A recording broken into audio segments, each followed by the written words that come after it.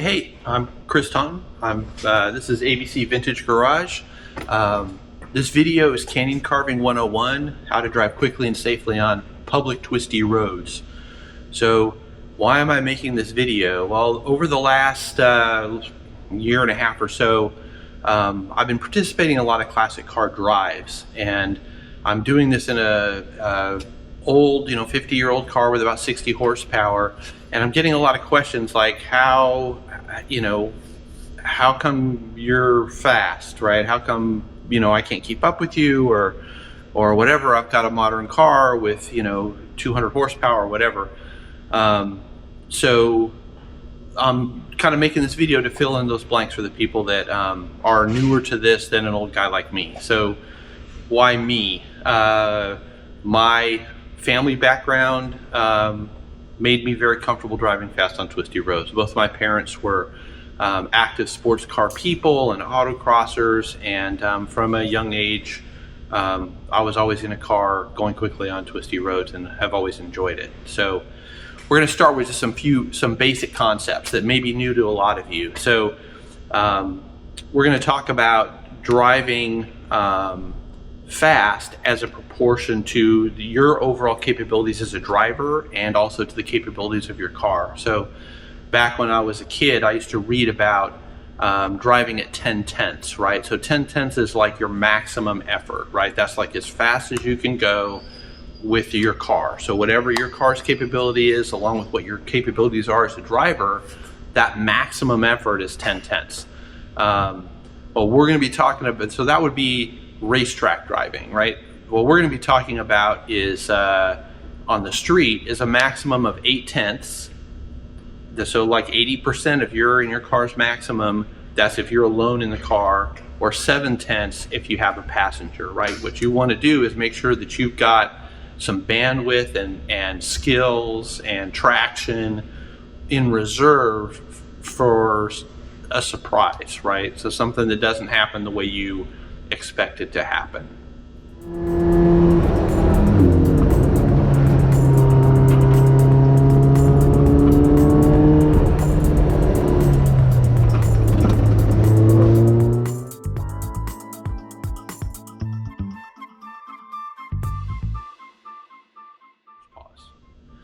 Okay, so now we're going to go on. So on the street, just like on the racetrack, corner exit speed is the priority, right? If you want to go fast, the section that you need to be going fast in is this section, right? So you're coming down the road, you've got your turn-in point, you've got your apex, and you've got your exit point. Obviously, this is more like a racetrack diagram.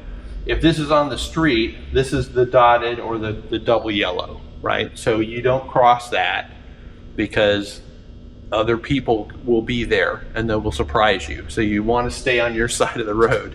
But this is the part that matters. This part matters a lot less, right? Because the speed that you have at the exit, you carry to the next corner. The speed that you have in here, you're on the brakes. You're going to lose that really quick. So there's no need to come screaming into a corner and sacrifice the exit because you missed your apex or you overdrove that corner. So this is the part that we're going to focus on. And street driving is really different than driving on the track. When I first started racing, I was shocked at how different it was, because on the streets you always have to be making allowances for what you don't know or can't see. On the racetrack, you've got corner workers, you've got flag stations, you have people that are going to notify you, hey, there's something slippery on the track, there's gravel, there's oil, there's coolant, something happened, and you're going to see a flag. Right here you don't, right? So you are constantly, and you're not driving the same corner over and over and over, right? On the street, everything is new. Around every corner is new. I imagine it's a lot more like pro rally, though I've never done that. So your ability as a driver to visually analyze what you see ahead of you and incorporate that with what you feel through the seat of your pants and through the steering wheel and all that is going to determine how safe and how fast you can drive on the street, right? So you have to be able to look at what's going on ahead of you and incorporate that into what you're doing in the car. So you're reading the road crown, you're reading camber, elevation changes, dampness, debris, traffic, wildlife, all the things that you see on the street, right? If the road's rising up, you have more traction. If the road's falling away, you have less traction. If you have an off camber turn, you have a lot less traction. If the camber is providing you banking, then the weight of your car is getting pushed down into the road and you have a lot more traction. So you have to be able to look at the road and analyze, okay, how much grip do I actually have, right? So, you know, on the racetrack, we talk about using a late apex, and depending on what you're doing and how fast the turn is and how much power your car has will determine what your apex point is. If you are near, gosh, this is not really going to happen on the street, but if you're near your maximum on the racetrack, like you're near your top speed, this turn is going to be a very constant radius turn, because you're not going to be going really faster on the exit than you are on the entrance. It's going to be the same, basically. So your goal is to increase the radius of the corner as much as you can. So you're going to start way out here, you're going to end at the exit point, and it's just going to be one smooth arc. On the street, mostly the driving that we do is on tighter roads that we're driving for our own enjoyment. So we're in like second gear, third gear, right? So our cars have a lot more acceleration. So we're going to come in deeper until we can see through the apex out to the exit point and beyond, and know that the road is clear, there's no gravel and all that. And then we can hammer through the rest of the corner. But we've got to be able to see it, right? Where a lot of times, let me grab a pen, you'll have like a mountain here, right? So you can't see. You've got like a whole mountain range right here. So you can't see the exit of the corner when you're coming in until you're really deep into the corner. So you've got to allow a lot of you're gonna have to take off a lot more speed and apex a lot later until you can see around whatever the visual obstruction is to know that you can go ahead and get back on the throttle. You know, more speed is not your friend if you can't tell where the exit of the corner is, right? It's going to get you in trouble. You're just putting more energy into the system that you don't necessarily have a way to deal with. So late apex on the street for sure.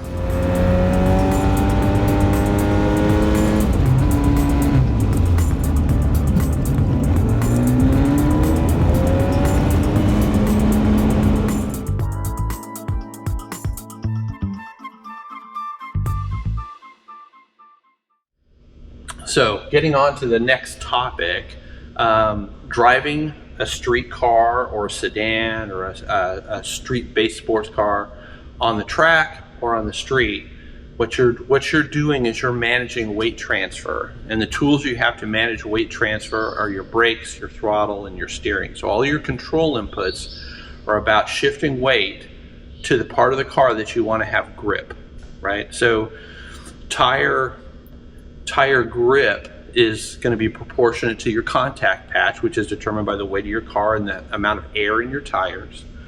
But the weight, because your center of gravity is going to change as the car moves. Under braking, you're going to be transferring weight to the front tires. Under acceleration, you're going to be transferring it to the back tires. And in the lower gears, that's exaggerated, right? So you transfer more weight to the back tires when you're accelerating hard in the lower gears, right? So your job is to put the weight where you want it without overloading a tire and spiking the tire with some kind of a big change, right? So you need to manage your control inputs so that they're smooth and progressive, but you load up the tires that you want to have loaded, right? The other thing that I see that's going to help a lot of people is you need to take out steering angle as soon as you can, right? So when you are in the turn and you're up here, right, you're at your maximum turning somewhere in this zone before the apex. After the apex, you want to start taking steering out. You want to start increasing the radius of this turn, because you're going faster. If you're cornering hard here and you keep the steering in tight, you're going to overload your tires and you're going to lose traction, right? So if you're on the throttle, you need to be removing steering angle. The other thing is, even in a slow car like mine, or any like older sports car that's going to be severely power limited, you're just scrubbing off speed, holding in more steering. If you've got your steering like this, even if you're not near the edge of traction, let's say you over slowed for the corner, you've got, the road's clearer than you thought, there was mountains in the way or whatever, the side of cliffside or whatever, and you get through here and the road is opened up, right? You need to take a lot of steering out, because when you're over here like this, you're just scrubbing your tires. So it's about removing the friction from the system so that your car accelerates harder. Next up, I would say, I think we've covered that. Okay, so avoid overdriving your tires. So if you're missing apexes, right? So if you're coming in and you can't get your tire down here close to the edge of the road, you're overdriving, right? You're trying too hard. You need to come in, do more braking, allow yourself to get here. If you can't get there, you can't go fast. And you just need to be concentrating on it, just slower and more consistent control inputs. Because anything you do, like if you come in here, let's say, and you see the mountains and the turn is tighter than you expected, and you crank a bunch of steering in, right? Without more traction on the front tires, you're not going to make that corner, right? You're going to need to do things progressively and smoothly to allow you to do that. So that's going to mean, okay, I've got a surprise. I need to increase brake pressure a little bit, and then I can turn, because I need more weight on the nose to keep the car from understeering when I do that, right? So it's not like you're jamming on the brakes, because you don't want to shock load the tires, but you do need more weight on the tires, right? So it's going to be like when I'm driving the back roads like this in a group or whatever, I'm going to come into the corner and I'm going to be trailing off the brake all the way in, but I've got lots of traction left.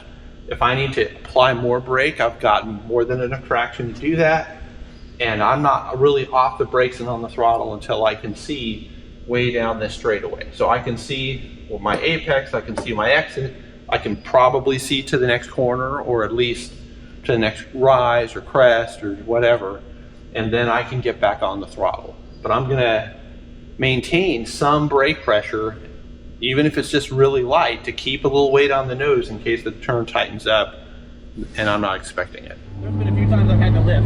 Yeah. Like even with my lack of power, I'm like slowing down. Yeah. To keep from getting too close. Yeah. And I'm pretty close to it, really. At first I wouldn't.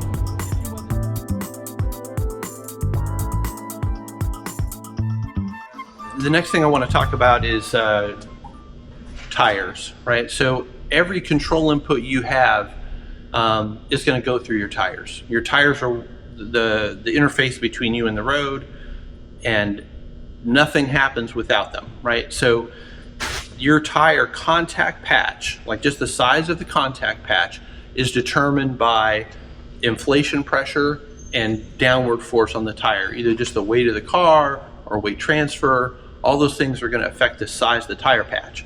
Your grip is going to be determined by your contact patch and whatever weight is on that. So either what I would call instantaneous downforce on the tire, either caused by weight transfer or caused by aerodynamics on a race car. On a street car, aerodynamics doesn't really come into it because we're going a lot slower. But those things are going to determine what your grip is. So your job is going to be to smoothly and progressively weight the tires in the way that you want to make the car do what you want. So if you've got a car that has a tendency to understeer, you need more weight on the front when you're turning. If you've got a car that has a tendency to oversteer, you need to have weight on the rear. So you're going to need to apex later and get on the gas early to weight the rear, so the rear has traction as you accelerate out of the corner. So all these things are going to be key. And I guess that the important thing is You know, to be as smooth as you can be, and if when in doubt, don't add energy to the system, right? So don't get on the gas if you can't see what's around the corner. You don't want to have a bunch of momentum that you can't easily overcome, right? So it's going to be a balance, right? So it's going to be a balance. I know you want to go fast and you want to keep up with your friends, right? But it's all going to be in this part of the corner. It's not going to be back here.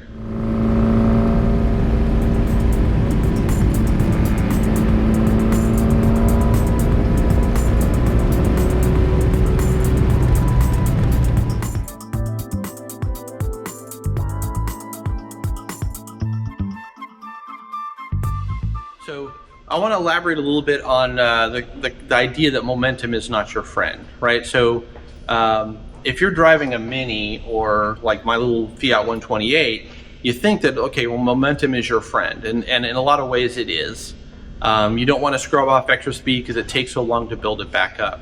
But most of these drives I'm on, it's a mix of kind of small bore vintage sports cars or small sedans and minis and stuff like that, or it's that along with you know, Fiat 500 Abarths and John Cooper Works Mini Coopers and Golf R's and stuff like that. And those cars are a totally different thing, right? They accelerate really, really hard. They've got a lot of power, and you know, some of you out there have got cars that are a lot faster than the ones I mentioned. But I can tell you that I went from driving a friend's, or driving my little car, my old 50-year-old car, which is pretty capable on the back roads, to a friend's Golf R, and it was like, you really have to be careful with how much throttle you use. That car weighs almost double what my 128 weighs and has like 5 times the torque, right? It accelerates fast and you build up momentum, but all of that kinetic energy can get you in trouble fast, right? So yes, the cars are really capable. They've got a lot of tire. They have a lot of tire.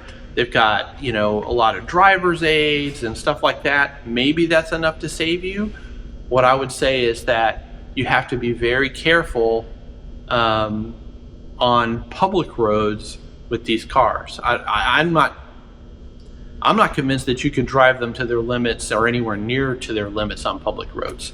I really think that if you want to explore the limits of a modern John Cooper Works Mini Cooper or Golf R, or you know, any number of 300 horsepower plus modern cars, you're going to need to be on a racetrack. I also want to say, just thought of this. It's like we like to modify our cars, right? We like to make them more capable and faster and better and all that kind of stuff. If you've got like a modern car, instead of doing that, go to as many driver schools at as many different tracks as you can afford to, because all of that speed you take with you. The speed that you build into your car goes away when you sell the car.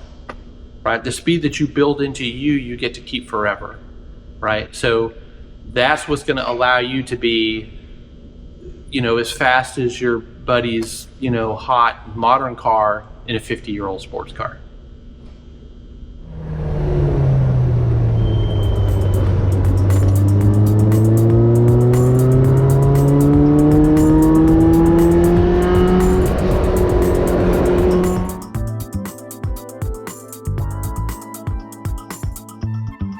Let's see, the last thing I want to talk about is courtesy. I think that sometimes in groups that I've been involved with, we have a tendency to look at the other people out on the road as, you know, in our way.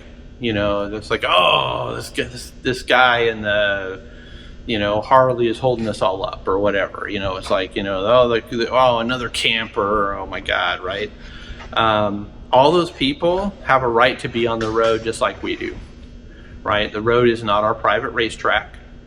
If we get, you know, if we're driving in a group and we catch up to some people that want to go slower, just take a breather.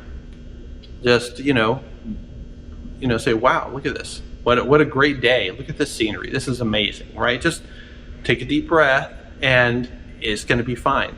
I think that we have a tendency to look at the people that are not part of our group as non-player characters, right? They're just like they're like, oh, it's just this you know, stereotype dude in a, you know, whatever, you know. And I think that we do ourselves a disservice by making a lot of enemies on these drives, right? We need to not scare the other road users. We need to be courteous. We need to be the ones that are like, oh yeah, come on, you know, just merge or whatever. You know, we need to be as polite and as good an ambassadors for our sport as we can. So I would say that if you're, you know, driving at the Dragon or whatever, and your tires are screaming around the corners, you're going too fast. Not because you're beyond your skill set, but because you're going to be scaring other road users. There's going to be people there that think you're out of control because your tires are squealing. I would also say rethink your exhaust if you sound like a Can-Am car on the Dragon, right? It's like, I know we like the way race cars sound. We want our car to sound like a race car. I want my little car to sound like a race car, but I want it to sound like a race car at like 25% volume. Right? I don't want it to be as loud as a race car. I want it to sound ferocious, but I want it to sound ferocious while being relatively quiet. So revving your engine, if you've got like exhaust cutouts, dear God, please leave those shut. If you've got your car set up really loud, I would encourage you to rethink your exhaust system so that it's tamer. I don't want that type of attention from law enforcement or from people that might be frightened or whatever, right? I want my car to be, oh, look at that cute old car, right? And then, you know, with me and my friends, I want my cute old car to be able to keep up with a, you know, Giulia Quadrifoglio, right? So that's kind of how I think. Anyway, that's the end of this short presentation. Please let me know what you think I left out. So like and subscribe. Oh yeah, good point. So yeah, Gary, my videographer, says like and subscribe. Yeah, that's great. Anything you can do to help the channel on YouTube algorithms would be greatly appreciated. But yeah, for sure. You know, if you feel like there's something that I really should have addressed better or whatever, please comment. If there's enough interest in this type of content, I'll make a follow-up video. But I did want to kind of get this one out there since I'd had a bunch of people request it. So anyway, that's it. Chris from ABC Vintage Garage. Thanks for watching. Okay.